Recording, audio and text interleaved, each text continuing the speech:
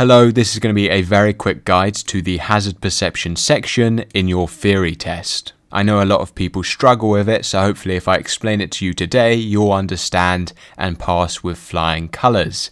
To put it simply, you're essentially going through several CGI clips during the test and identifying hazards. There's typically only one hazard per clip, but during the test there will be at least one clip with two hazards. If we look on the screen right now, you can see every clip has a 0 out of 5. That's 5 points. You can get up to 5 points per hazard depending on how early you spot it.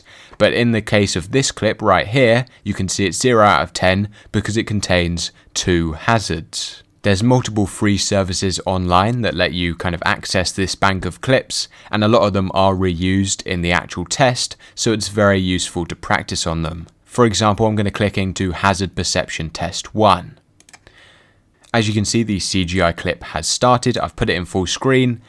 We need to click on the screen whenever we see a developing hazard. That's something that could make us change speed, slow down, or stop. There's a bridge ahead, so I'm looking currently for cars that might force me to give way to them. So I'm looking if a car comes round, see, through the corner.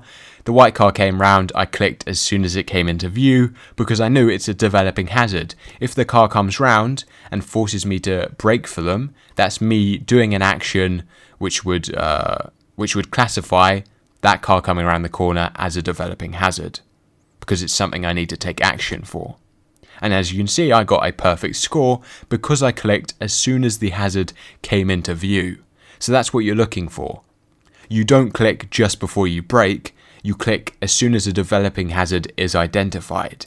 Now that isn't necessarily when a car, a vehicle, or something comes into view, it's when it could be a developing hazard. So if that car was way up the road and I saw it, but it wasn't near the bridge, I wouldn't click because it's not a developing hazard, it's just a car coming down the road. But I could see in that moment how close I was to the bridge and how close the car was and how fast it was going that I may need to take action.